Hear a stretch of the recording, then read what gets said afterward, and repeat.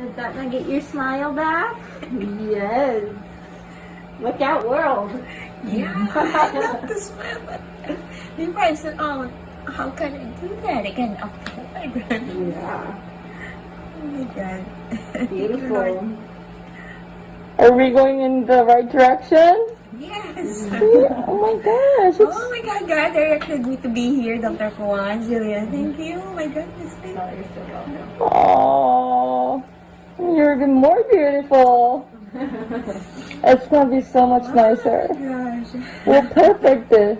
Little things makes me smile, but because of that, if you know, sometimes your confidence to other people, Yeah.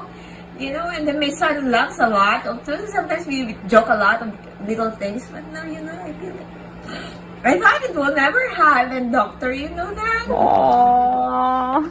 Because, everything should be like budget and all that, and for my son too, I have to prioritize him.